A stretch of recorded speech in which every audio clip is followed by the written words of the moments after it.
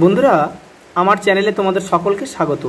আজ আমরা class 8-এর Ryan Martin প্রশ্নবিচিত্রা থেকে ভূগোলের দ্বিতীয় পর্যায়ক্রমিক মূল্যায়নের তৃতীয় স্কুল সলভ করব।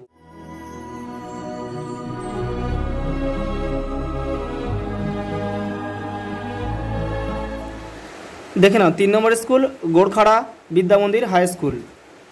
1 নম্বর প্রশ্ন, পৃথিবীর সবথেকে বেশি সংখ্যক স্থানীয় বায়ুর প্রভাব দেখা যায় ভূমধ্যসাগর সন্নিহিত অঞ্চলে। পরেরটা, নাতিশীতোষ্ণ মণ্ডলে গরমকালের শুরুতে ঘূর্ণবাত বৃষ্টিপাত হতে দেখা যায়। পরেরটা, ক্রান্তীয় ঘূর্ণবাত বঙ্গোপসাগরে সাইক্লোন নামে পরিচিত। মার্কিন যুক্তরাষ্ট্রের বৃহত্তম লৌহ ও ইস্পাত কেন্দ্র হল শিকাগো গ্যারি। পরের প্রশ্ন দেখো, পৃথিবীর উচ্চতম জলপ্রপাত অ্যাঞ্জেল। শীতকালীন প্রবল তুষারপাত তৈগা মহাদেশীয় জলবায়ুর বৈশিষ্ট্য। পরের প্রশ্ন দেখো, 2-এর দাগে উপযুক্ত শব্দ বসিয়ে শূন্যস্থান পূরণ করো। ড্যাশ হ্রদ পৃথিবীর উচ্চতম হ্রদ? টিটিকাকা। টিটিকাকা। 2009 সালের ঘূর্ণবাত আইলা নামে পরিচিত। শিল্ড কথার অর্থ হল শক্ত পাথুরে তরাঙ্গায়িত প্রাচীন ভূখণ্ড। পরেরটা দেখে নাও, পৃথিবীর দীর্ঘতম পর্বতমালা আন্দিজ।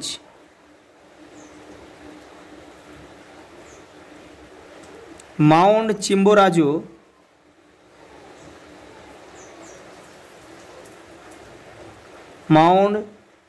এখানে লিখছি চিম্বোরাজো। চিম্বোরাজো পৃথিবীর প্রথম উচ্চতম সক্রিয় আগ্নেয়গিরি। পরেরটা, ডাকোটা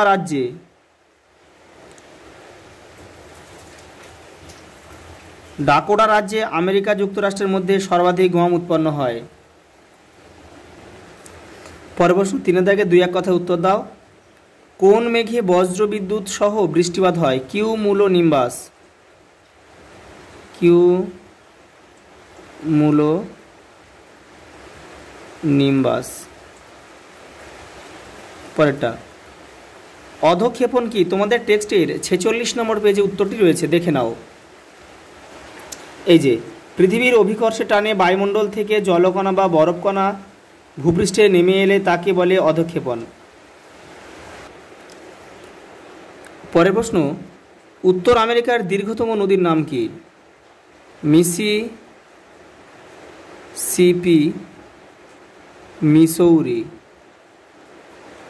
মিসৌরি। পরের প্রশ্ন,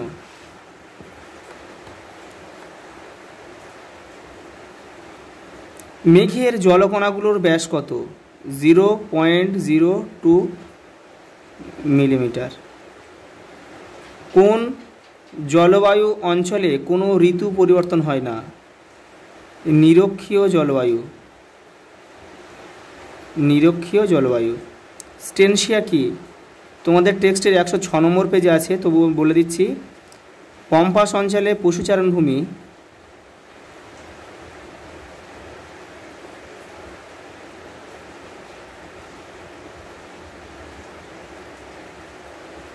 পশুচারণ ভূমিগুলিকে স্টেনশিয়া বলা হয়।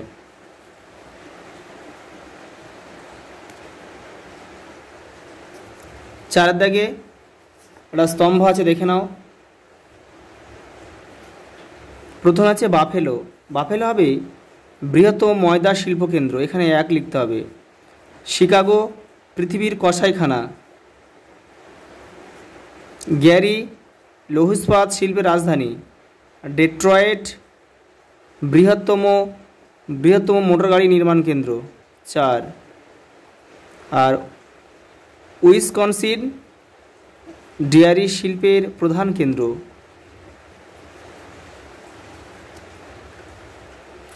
পরেরটা 5-এর দাগে দেখো, নিচের প্রশ্নগুলি উত্তর দাও। প্রথমে আছে পঞ্চর হ্রদের নাম লেখো। তোমাদের টেক্সটে 83 নম্বর পেজে উত্তরটা রয়েছে, দেখে নাও। এই যে পঞ্চর হ্রদ সুপিরিয়র, মিশিগান, হুরন, ইরি ও ওন্টারিও। পরের প্রশ্ন দেখো, কোরিওলিস বল কি? তোমাদের টেক্সটের 33 নম্বর পেজে রয়েছে, দেখে নাও। এখান থেকে এই পৃথিবীর আবর্তন থেকে এই বল হলো কোরিওলিস বল, এই পর্যন্ত লিখতে হবে। পরের প্রশ্ন দেখো, কোন অরণ্যকে এবং কেন পৃথিবীর ফুসফুস বলা হয়? কোন অরণ্যকে? সেলভা, দক্ষিণ আমেরিকার সেলভা। কেন বলা হয় দেখে নাও। তোমাদের টেক্সটে 104 নম্বর পেজে উত্তরটা রয়েছে। এই যে পৃথিবীর 20% অক্সিজেনের যোগান দেয়, তাই একে পৃথিবীর ফুসফুস বলা হয়। পরেরটা দেখে নাও, ফল কি? তোমাদের টেক্সটের 86 নম্বর পেজে উত্তরটা রয়েছে, দেখে নাও। এই যে প্রথমে কিন্তু এই জলবায়ুটার নাম লিখতে হবে, যে লরেন্সীয় জলবায়ু ও নাতিশীতোষ্ণ মিশ্র অরণ্যে শরৎকালে গাছগুলির পাতা লাল, হলদে ও কমলা হয়ে যায় এবং তারপর এগুলি ঝরে পড়ে, তাই শরৎকালে এখানে ফল বলা হয়। শরৎকালকে এখানে ফল বলে, এই বন্ধু লিখতে হবে। এটা লিখে তারপর কিন্তু এটা জুড়ে দিতে হবে। পরের প্রশ্ন দেখো, 6-এর দাগে যে কোনো 3টি প্রশ্নের উত্তর দাও। মৃত্যু উপত্যকা কাকে বলে? তোমাদের টেক্সটের 81 নম্বর পেজে উত্তরটা রয়েছে। এই যে দেখে নাও। এই যে এখান থেকে কিন্তু এটা পুরোটা লিখতে হবে, যেহেতু মান 3-এর। পরের প্রশ্ন দেখে নাও, ক্যাটাবেটিক বায়ু কাকে বলে? 40 নম্বর পেজে উত্তরটি রয়েছে, দেখে নাও। এই যে এখান থেকে এই রাত্রিবেলা এখান থেকে এই পর্যন্ত লিখতে হবে, ক্যাটাবেটিক বায়ু। পরের প্রশ্ন দেখে নাও, হ্রদ অঞ্চলে পশুপালনের উন্নতি ঘটার কারণ কি? তোমাদের টেক্সটের 90 নম্বর পেজে উত্তরটা রয়েছে, দেখে নাও। এই যে কৃষি উন্নতির কারণ, এগুলোই যে পয়েন্টগুলো দেওয়া আছে এগুলো লিখতে হবে।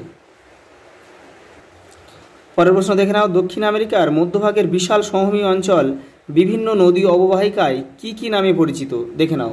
তোমাদের টেক্সটের 97 পেজে উত্তরটা রয়েছে, দেখে নাও। এই যে অরণ্যকো নদীর অববাহিকায় ল্যানোস সমভূমি, আমাজন নদীর অববাহিকায় সেলভা সমভূমি, পারানা প্যারাগুয়ে নদীর অববাহিকায় গ্রান চাকো সমভূমি, আর লাপ্লাটা নদীর অববাহিকায় পম্পাস সমভূমি।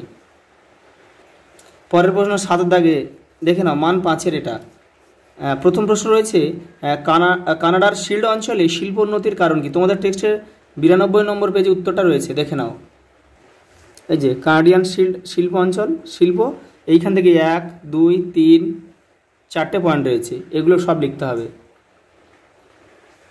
পরের প্রশ্ন দিয়েছে, উত্তর আমেরিকা মহাদেশের জলবায়ুর বৈচিত্র্যের কারণ কি? তোমাদের টেক্সটের 85 নম্বর পেজে উত্তরটা রয়েছে, দেখে নাও।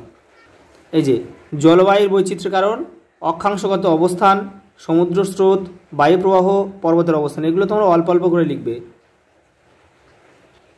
পরের প্রশ্ন, বিভিন্ন প্রকার বৃষ্টিপাতের বর্ণনা দাও। তোমাদের টেক্সটের 46, 47, 48 নম্বর পেজ থেকে কিন্তু উত্তরগুলো লিখতে হবে, দেখে নাও। প্রথমে রয়েছে দেখো পরিচলন বৃষ্টিপাত, এখান থেকে তোমরা ছোট করে লিখবে, এখান থেকে এই যে পরিচলন বৃষ্টিপাত রয়েছে। পরেরটা রয়েছে শৈলোৎক্ষেপ বৃষ্টিপাত, এই যে এই বৃষ্টি হলো শৈলোৎক্ষেপ বৃষ্টিপাত, এই বন্ধু লিখলে হবে। আর একটা রয়েছে দেখো ঘূর্ণ বৃষ্টি, এই যে এখান থেকে ছোট করে তোমরা লিখে নেবে, দেখে নাও। উদ্ভিদের নামসহ দক্ষিণ আমেরিকা মহাদেশের জলবায়ু অঞ্চলগুলির নাম লেখো। তোমাদের টেক্সটে 102 নম্বর পেজ উত্তরটা রয়েছে। এই জলবায়ু অঞ্চলগুলির নাম কিন্তু এখানে রয়েছে, আর উদ্ভিদের নামগুলো তোমরা এই পার থেকে করে নেবে, এই যে পারে রয়েছে সব। আজ এই পর্যন্ত, দেখা হবে পরের ভিডিওতে।